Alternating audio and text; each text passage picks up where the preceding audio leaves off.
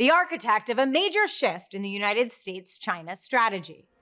This week on Firing Line. 大家早安，我是 Matt Pottinger， 副国家安全顾问，在白宫与您讲话。As Deputy National Security Advisor, Matt Pottinger crafted a competitive approach towards China. Pottinger is a former journalist who reported from within China for 7 years before becoming a Marine and serving 3 tours of duty in Iraq and Afghanistan. He spent 4 years on Trump's National Security Council, which in 2017 labeled Beijing a revisionist power. Beijing is not just authoritarian under Xi Jinping, it is a totalitarian dictatorship. Pottinger was the highest-ranking White House official to resign over Trump's conduct on January 6, 2021. I decided that I was going to resign, that would be my last day at the White House. I simply didn't want to be associated with the events that were unfolding on the Capitol. As China pursues plans to annex Taiwan, builds up its military capabilities, and controls critical supply chains, what does former Deputy National Security Advisor Matt Pottinger say now? Firing Line with Margaret Hoover is made possible in part by Robert Granieri, Vanessa and Henry Cornell, the Fairweather Foundation, and by the following. Corporate funding is provided by Stevens, Inc. Matt Pottinger, welcome to Firing Line. Thanks for having me. It's great to see you. You're a research fellow at the Hoover Institution, where I serve on the board of overseers, and you and I have been friends for many years.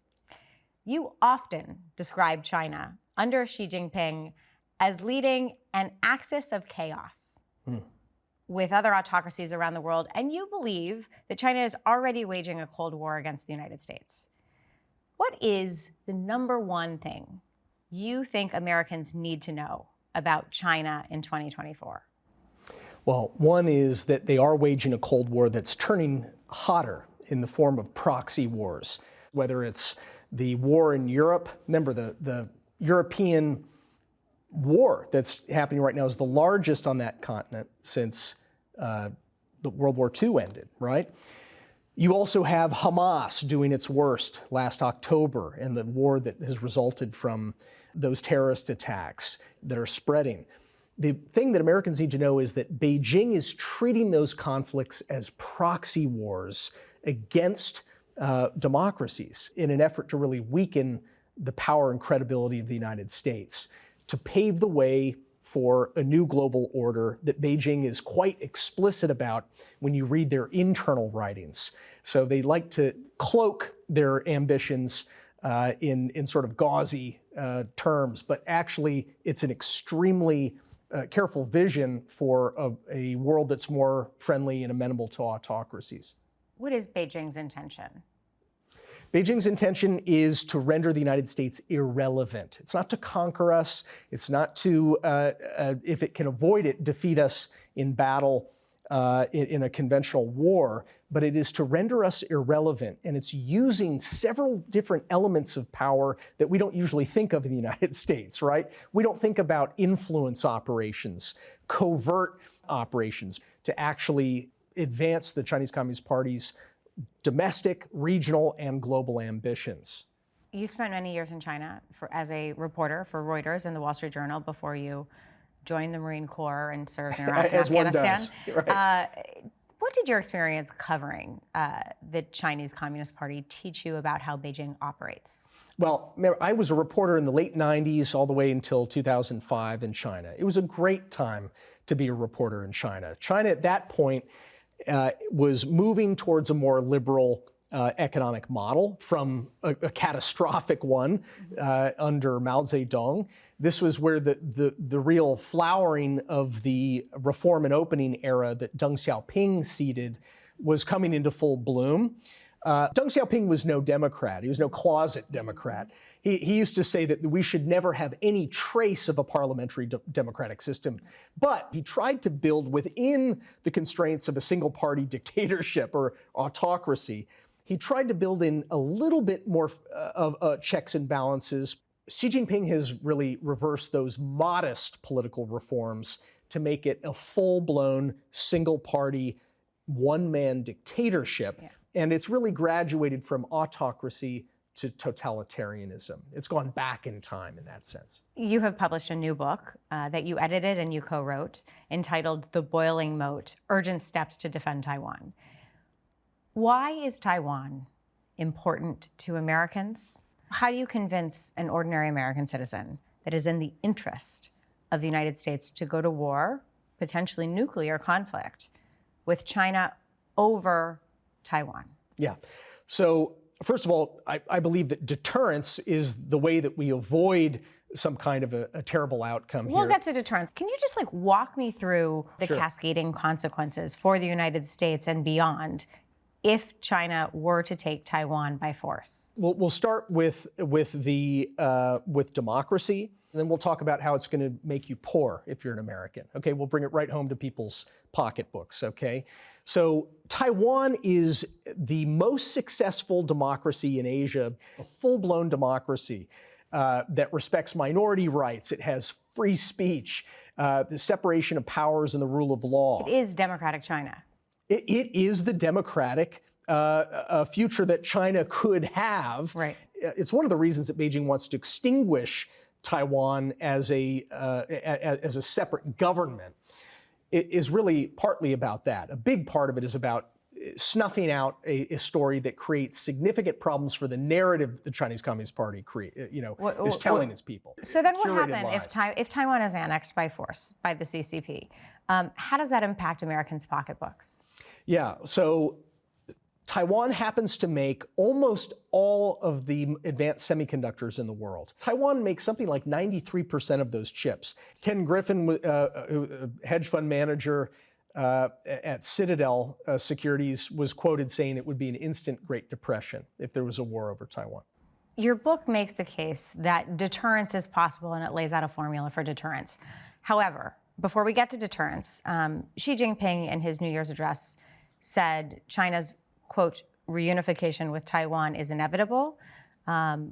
Your book points to other public statements that he has made in the past few years, and you note, quote, Xi has been less concrete, at least in public, about a timeline. And yet, CIA Director Bill Burns told the Senate that he knows as a, quote, as a matter of intelligence, that Chinese President Xi Jinping has ordered the military to be ready to invade Taiwan by 2027. What do we know about Xi's plans and timeline? Yeah. We know that he is a lot less patient than his predecessors. We know that he has set a very high bar that I believe means that he is equating his broader legacy as a leader, as the dictator of China, with, as he puts it, solving the Taiwan question. Do you have a sense of his timeline? I don't think anyone knows for certain. Xi Jinping himself may not have decided exactly when he'll move, but we know that he has the intention to do this. He told President Biden last November that peace is all well and good, but at some point we actually have to resolve this. Mm-hmm. Remember, we're trying to defend a status quo. Mm-hmm. We're not saying we support Taiwan independence. What we're saying is that Taiwan has a really good thing going. They're not seeking de jure independence. So why break what's not, why fix what's not broken? Yeah. Beijing has benefited from Taiwan being such a great success economically. So why is Xi Jinping trying to change the status quo? He's not trying to prevent a change in the status quo. He's trying to force a change in that status quo, favoring annexation. You write, quote, if just one lesson could be drawn from Russia's invasion of Ukraine, it must be that deterrence would have been a lot cheaper than war. Yeah.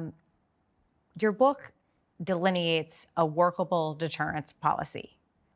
What, in your view, are the components of that successful deterrence strategy? Yeah.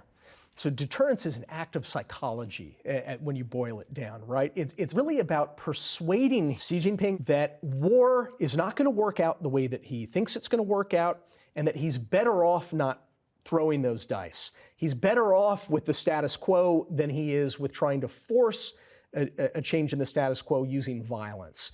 And so what are the ingredients that go into eroding his rising sense of optimism? And by the way, historians who've looked at the beginnings of wars over time have been really amazed and disconcerted to find that overweening optimism is one of the key indicators that aggression is about to proceed.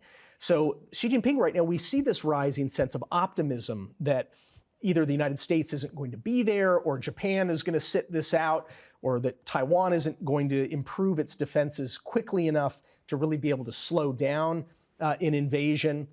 So it's really an act of showing that we have the capability, number one, but also the will to actually fight, and that Taiwan has that will to fight and capability, and that Japan has the will and capability to fight. It is your view, as I understand it, that our current strategy is destined to fail in terms of deterrence. What needs to change? Deterrence doesn't happen by accident. It's not enough to be the most powerful military in the world, which we still are. You actually have to design and plan and procure your capabilities, your military capabilities. So what that means is we have to demonstrate that we can stay in a fight. If we get drawn into a fight, we're not going to fold after a week. And that means that we have to show that we've got the depth in our industrial base to be able to produce weapons rapidly. So we need to spend more on our military. We need to spend smarter, and we need to spend more, both. In your foreign affairs essay that you wrote with former Representative Mike Gallagher, you wrote that the U.S. needs to win its competition with China, which in turn would lead the Chinese people to, quote, find inspiration to explore new models of development and governance that don't rely on repression at home and compulsive hostility abroad. Yeah. Fareed Zakaria interpreted that as a call for regime change. Is it? I don't even know what it would mean to say that we're pursuing regime change. We're not. So you're not, just to be clear. Just to be clear, are you this is not calling a for call- regime change? No. What we're calling for is a clear-eyed recognition of the fact that if Beijing under Xi Jinping is not able to achieve all of its goals, there is a significant chance, a lot greater than zero, that system begins to collapse from within. collapse from within, and that we should not fear that outcome. We should be ready for it, even if we're not the ones subverting their system, to make that more likely. There is a concern that your call for increased investment in military spending is actually not going to succeed at deterrence. It would succeed at provocation. That it could force the CCP to lose face, back them into a corner, and give them no choice but to act out. But one of the things we know from historians who spend a lot of time looking at the history of wars and how they begin, why they begin, when we hear the term balance of power, we imagine this scale perfectly balanced where all these great powers have roughly the same amount of comprehensive power and military might, and somehow that balances the scale. What historians have found is that when the balances are nearly even, that is usually an indicator that war is about to occur. Because there is ambiguity about who is stronger, that's when the temptation rises. So a balance of power is a dangerous thing. And in fact, when you have a gross imbalance, that is not, as Kissinger and others had at one point postulated, they were wrong. That is not the precursor to war. It is actually a condition for peace. Is Xi's aim to have hegemony in the hemisphere or global hegemony? You have to give credit to the communists where it's due. They don't think small. They're thinking interplanetary at this point. Okay, this isn't their neighborhood. It's not even a hemisphere. They're talking about the globe, and they're literally making plans for the moon and Mars. They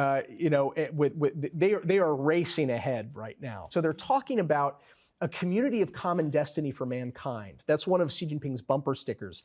What he's talking about is a world where global governance actually favors autocracies.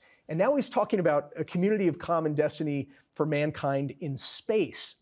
So I wish I were making this stuff up, but the point is the vision is definitely global. There's a debate in foreign policy circles in the United States, especially on the right, about whether we have concentrated too much on defending Ukraine at the expense of Taiwan. Senator Josh Hawley, for example, has said, quote, we have to make a choice Ukraine, China, we can't do both. Look, first of all, it's the same thing. I'm sorry, but what I was talking about with this proxy fight, let me quote, or at least paraphrase as accurately as I can, our Secretary of State, Tony Blinken, who in April flew to Beijing and announced in a press conference that Beijing is overwhelming the #1 supporter of the war in Ukraine, not on Ukraine's side, on Russia's side. Right. That there are serious doubts about whether Russia would have been able to sustain the war but for Beijing's massive support in the form of not only diplomatic cover and propaganda, but the material that goes into the weapons that are killing men, women, and children across Ukraine right now. Beijing is hosting Hamas, a terrorist group. In fact, the day that Tony Blinken made those statements, Hamas, unbeknownst to Blinken, had just shown up in Beijing, and Beijing is now hosting terrorist groups and trying to figure out ways to help Iran, of which it is also the primary sponsor in the world, how to help North Korea, of which it is also the main supplier of energy. The point is that this axis of chaos has Beijing at the core. So what good does it do us to say that we're only going to fight that tentacle of the octopus, but we're going to ignore the other 3 tentacles of the octopus? We're fighting the same enemy in all of these theaters. In 1975, Henry Kissinger joined William F. Buckley Jr. on the original version of this program to discuss the Nixon administration's normalizing of relations with China. Take a look at this clip.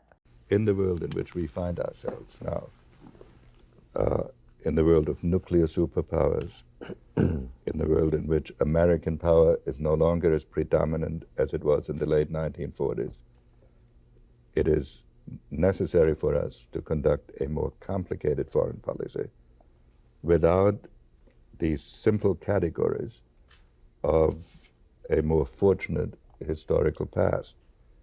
So I think we have to come to an understanding that on the plane of day-to-day foreign policy, we may be prepared to make those practical accommodations that preserve the peace as long as vital interests are unthreatened. What did Kissinger get wrong about preserving the peace? So I was lucky that I got to spend a lot of time with Henry Kissinger when I was in office, and I learned a lot from him. But he was wrong about some things. And one of the things he was wrong about was, and I think it's encapsulated in that clip. Remember, this is 1975. Yeah. 1975 was really the Height of the apogee Cold War. of Soviet power. So at this point when we had just, let's face it, we lost the Vietnam War, the Soviet Union was sort of at its apogee economically. Kissinger was sort of succumbing to some of this defeatist thinking, fatalism. The problem was that failed to take into account the nature of the Soviet system and that it would interpret those signals as signs of American weakness that actually invited greater aggression. And that's exactly what played out over the course of the 1970s. Détente, he was really describing détente, right? And détente didn't work out the way that it was planned. We thought that by reassuring the Soviet Union, they would become kinder, gentler, less aggressive. In fact, given the nature of their ideology, the nature of their system, it became more aggressive. They saw it as weakness. So I fear that there's some thinking on both the left and also in certain pockets of the right now in Washington that believe that have this idea that détente is somehow going to work out to our interests. It's actually already inviting greater chaos. Former President Trump has been complimentary of Xi Jinping, especially on the campaign trail. Take a look at this. President Xi is a brilliant man. Yeah. Top of the line smart, top of the line. You know, when I say he's brilliant, everyone says, oh, well, that's terrible. He runs 1.4 billion people with an iron fist. Smart, brilliant, everything perfect. President Xi is like central casting. There's nobody in Hollywood that can play the role of President Xi. The look, the strength, the voice. I want China to do great. I do. And I like President Xi a lot. He was a very good friend of mine during my term. What is your level of confidence that President Trump would pursue deterrence with China? Are you confident that if China act aggressively to annex Taiwan, he would intervene on behalf of Taiwan. Well, I think his view when he was in office was, let's provide Taiwan with things that it needs. Let's also provide Japan with a lot more of what it needs. And let's make sure that the U.S. military is ready and has what we need. So, look, I've always believed that the President of the United States should have an open, ready, and frequently used line of communication to dictators. When President Trump is very flattering of these leaders, he would often, it's not language I would use, but oftentimes he was allowing or approving steps by the government to defend our interests or inject friction into China's planning in ways that I think are advantageous. That is to say, if President Biden were to be a lot tougher in his policies towards China while being flattering rhetorically, I can live with that. I can live with that more than the opposite. For us to posture and harangue a leader publicly, but then to have soft policies, that's the worst of both worlds.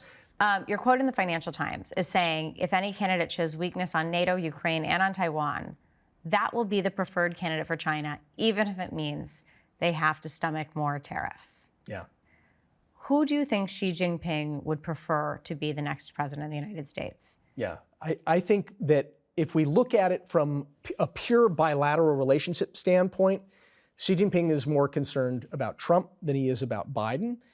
But when he looks at what could unfold in Ukraine, for example, if we were to turn our backs, if President Trump were to turn his back on Ukraine, which he's indicated he would. Well, I saw after he met with the Polish president, President Trump made a very good statement right after that dinner where he said, we can't allow, I'm paraphrasing, but we can't allow Russia to steamroll Ukraine. Europe needs to do a lot more. That's true. What about the prospects for the future of NATO, given the weakness rhetorically that President Trump has demonstrated? If President Trump sticks with the first-term policy of basically calling for greater commitments by NATO without actually turning his back on our obligations under NATO, I think we'll be fine. Okay, if he actually his rhetoric though has not matched that. His rhetoric has suggested frankly a lack of interest in supporting a continuation. What of I'll NATO. say is, if we ever turn our back on NATO or say that we actually pledge that we will not defend certain of our NATO allies, but will defend others, that is a recipe for disaster. Final question. You were an early proponent of the theory that COVID-19 did not emerge naturally, but instead escaped from a lab in China. Dr. Anthony Fauci now says that he's open to either possibility. But back in 2020, he was among those really downplaying the lab leak theory.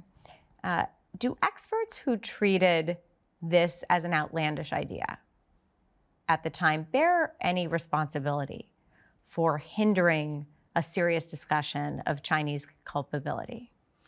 I think that we have a system right now where too much science is supported by one decision maker in government. Because what you could see as you go back and you look at some of these FOIA documents, what you can see is a conversation that was taking place among independent scientists, but who depend on the National Institutes of Health for their money.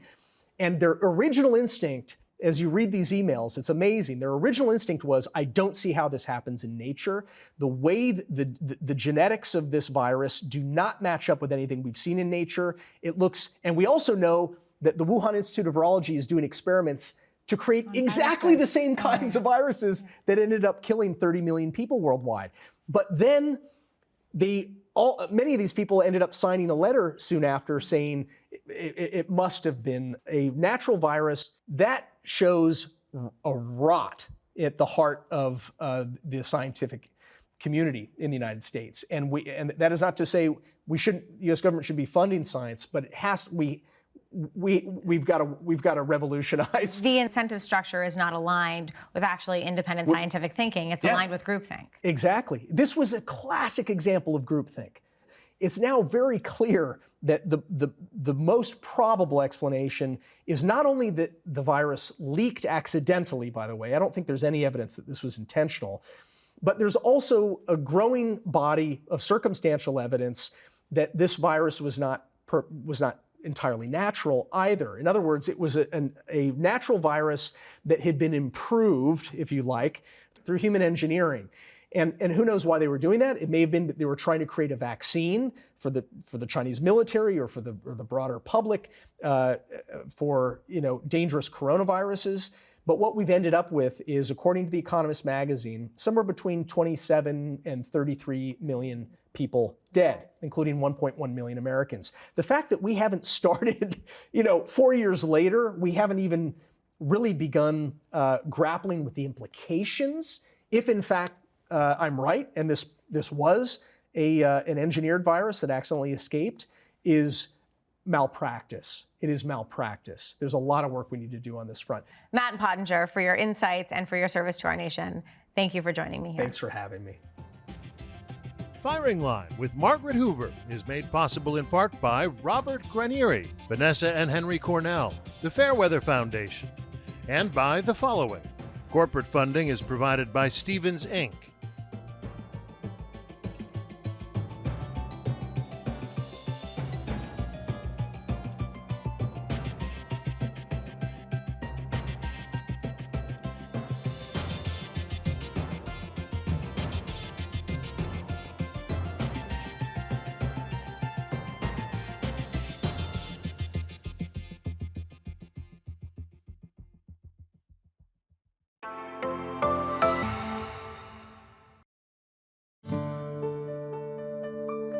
You're watching PBS.